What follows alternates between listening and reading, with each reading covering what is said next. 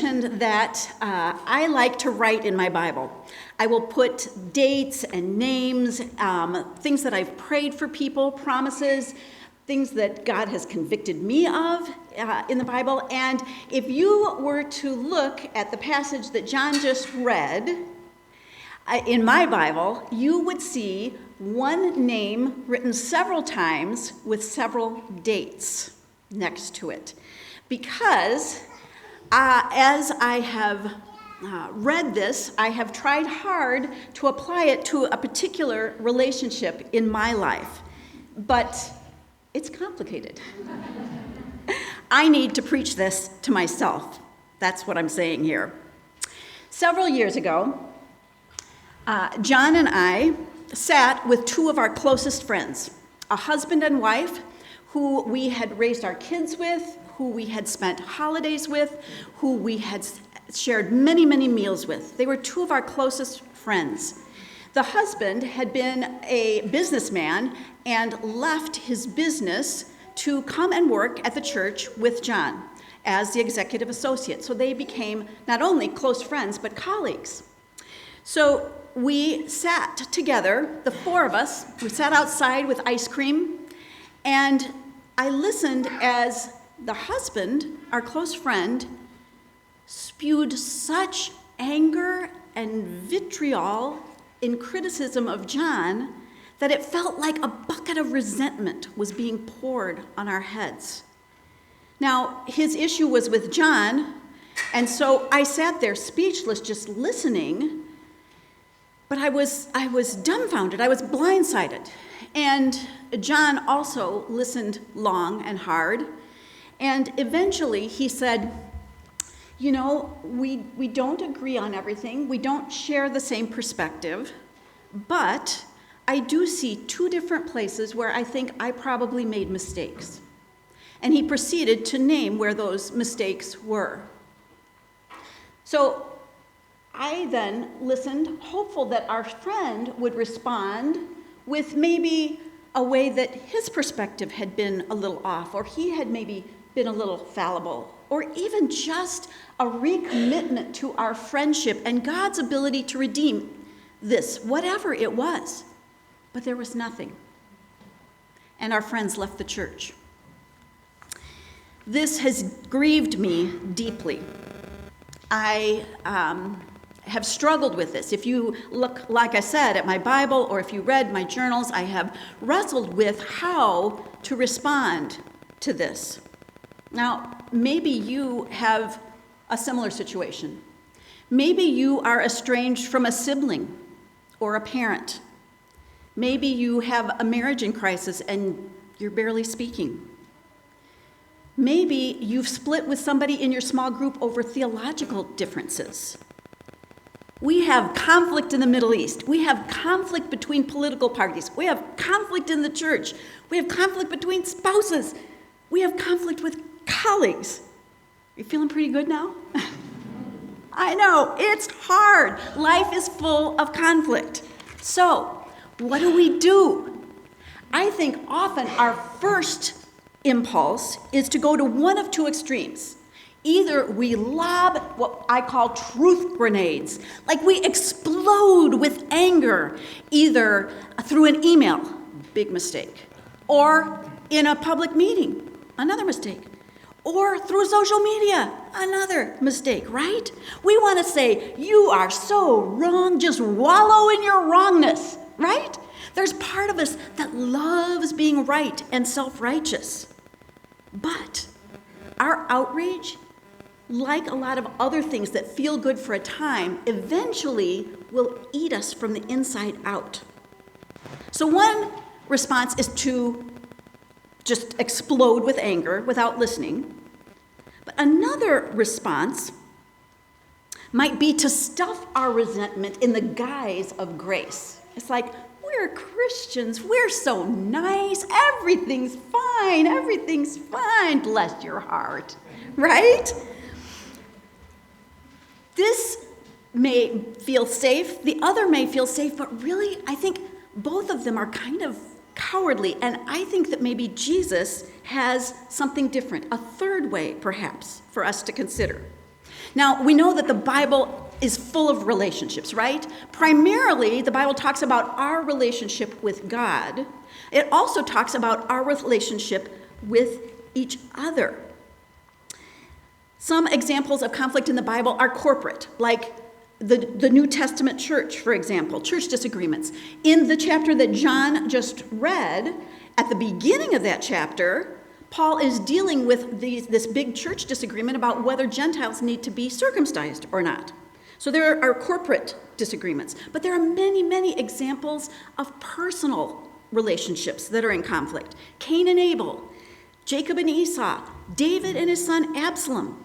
And in the New Testament, we read about Barnabas and Paul, who have been working together, and they have taken John Mark under their wing, right? They've kind of been mentoring him, but then in Acts 15:36, we read this. Sometime later, Paul said to Barnabas, "Let us go back and visit the believers in all the towns where we preached the word of the Lord and see how they're doing." Barnabas wanted to take John, who was also called Mark, with them.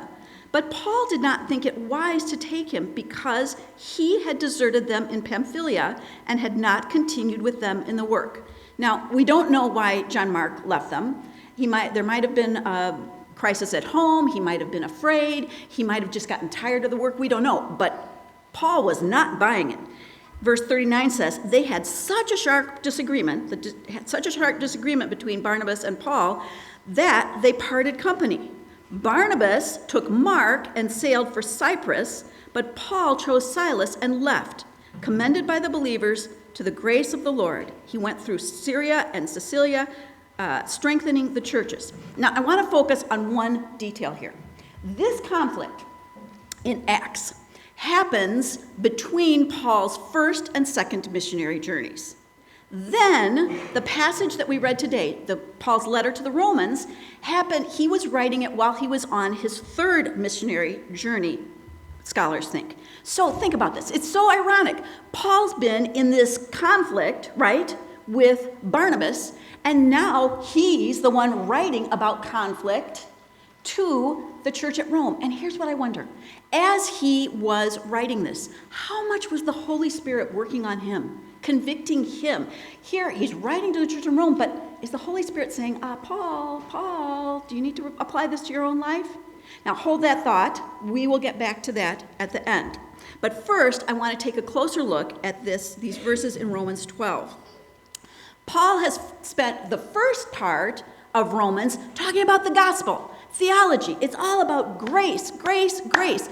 All have sinned and fall short of the glory of God. You have been saved by grace, right? All of that. Everything is about forgiveness. Then he comes here and he says, because we've been forgiven, how is that going to impact how we treat other people? Now, many of you have probably heard the saying, hurting people hurt people, right?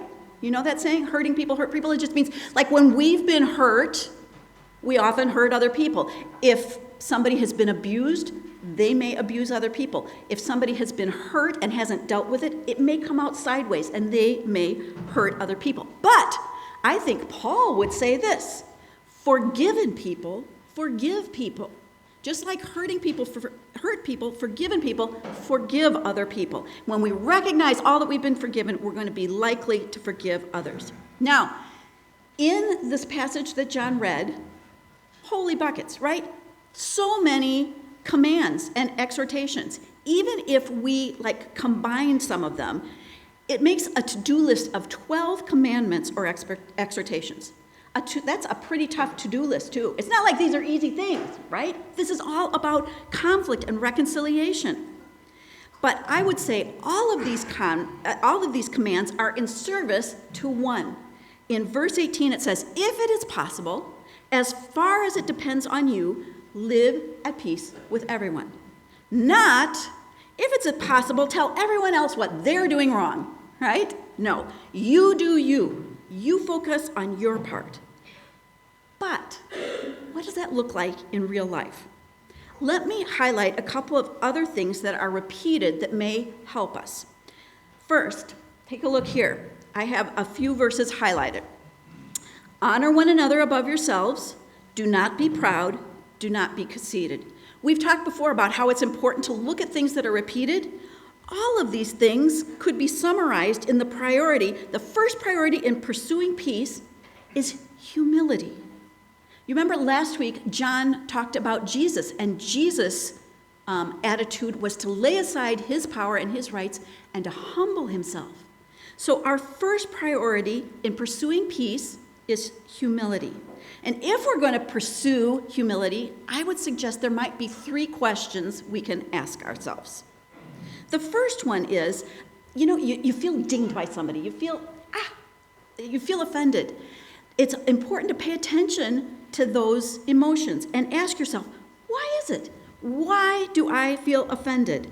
Is this about me and some wound from my past, or is it about them? Is it about both of us? What is it that's affecting me? Do I feel offended because I've felt overlooked or blindsided or discounted or controlled? What is it? Why do I feel offended? The second question we might ask ourselves is, and this is important, what is my part in this offense?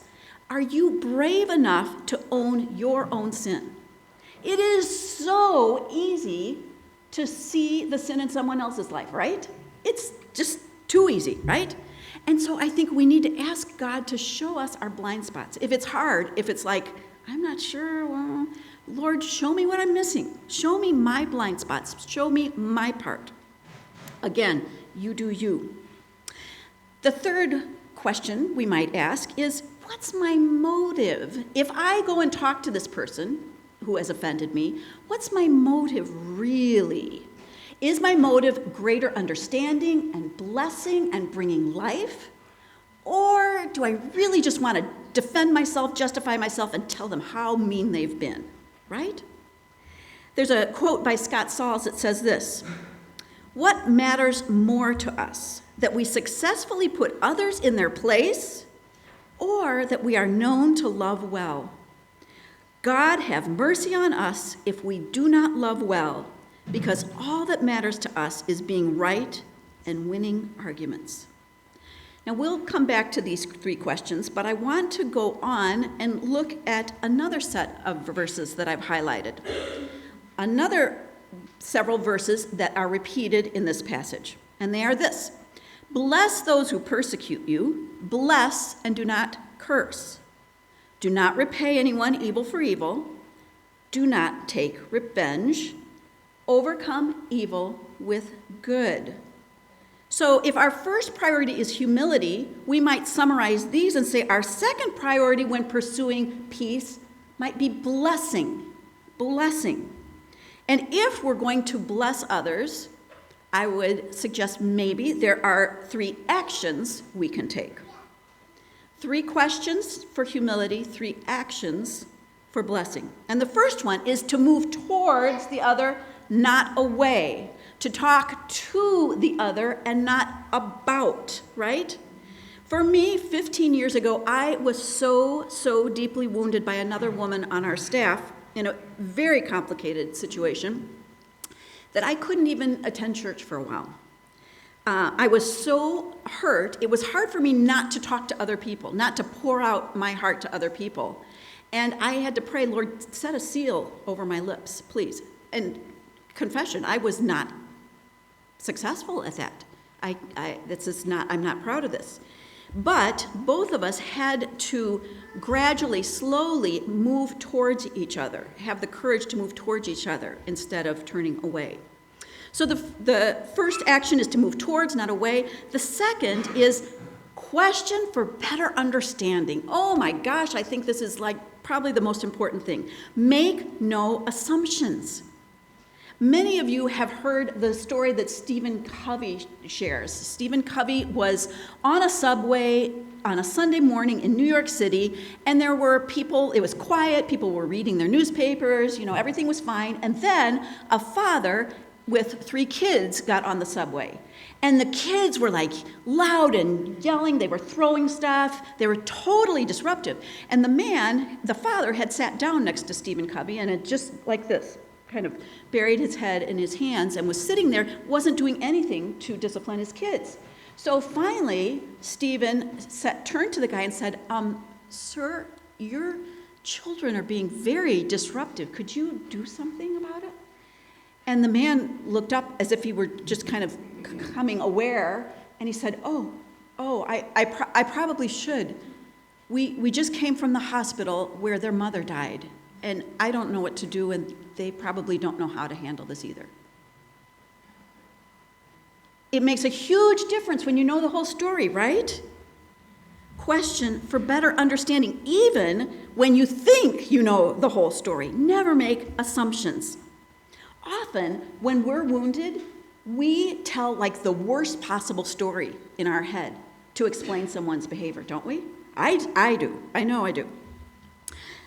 For example, when we question for better understanding, we might say, "I felt blank when you blank. Can you help me understand better what was behind that, why you did that, whatever?" And don't just ask questions, but pray, "Lord, help me to truly listen." David Augsburg says this, "Being listened to is so close to being loved that the average person can't tell the difference." Being listened to is so close to being loved that the average person can't tell the difference. Now, one caveat. Sometimes we need a counselor to help us ask those questions of each other. And actually, that was the situation with this young woman on staff that I had the conflict with. We had to sit with a counselor. So, question for better understanding. The third action is own your own part. Be part of the solution and name what you've learned that you want to carry forward. So, pursuing peace, summed up in two priorities, would be, and these are priorities that we see in Jesus, would be humility and blessing. Now, I can just hear the voices in your head. But they did this. But they, what about them? But what about justice? What about all the ways I've been hurt? I get it. Usually in complicated relationships, we tend to magnify the ways we feel mistreated and minimize our own responsibility. Am I right? It's easy to magnify the ways we've been mistreated and minimize our responsibility. I know I do. Instead, we need to both ask for forgiveness and offer forgiveness where needed. You know, Satan's goal is to keep us separated, right? Separated from God and separated from each other. But forgiveness is the key to that restoration, both of our relationship with God and our relationship with each other. John Ortberg writes this, "Resentment is delicious poison. When you forgive someone, the person you let out of prison turns out to be you. But it takes humility and it takes blessing. Forgiveness is a way of blessing the other. Forgiveness says, I want God's best for you regardless of what you've done for me." Right? Again, the bottom line is, if it is possible, as far as it depends on you, live at peace with everyone. Now, back to Paul. The great thing is that we have evidence that Paul was reconciled with Barnabas and John Mark. Because if you look at 2 Timothy 4:11, Paul writes this, "That leaves only Luke with me. So find Mark and bring him with you, for he is a tremendous help for me in my ministry." Clearly, this was a reconciled relationship. Now, Paul could have just forgiven John Mark, because forgiveness can be done by ourselves. But for reconciliation to happen, you have to have a conversation. You have to get together. You both have to own your part. And there is evidence here that Paul is human, just like us. He had this conflict, but he worked hard to apply the very things that he was writing to the Romans. What if ICL was a church that was known for their love for each other? What a great thing that would be. I'd like for us to go back to the 3 questions that I mentioned earlier And I'm going to give you a few minutes, 3 minutes of silence, just to reflect on those on your own with the Lord, and then I'll close us. Let's have a time of silence.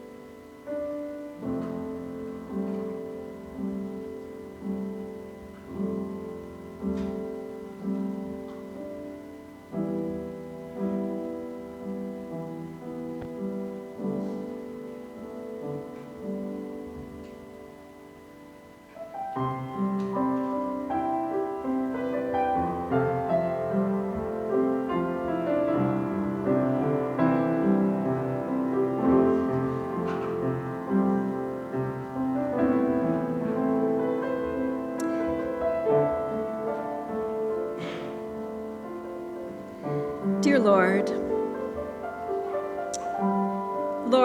this week may we be people who choose blessing, people who choose to assume the best, choose to be for those who have hurt us.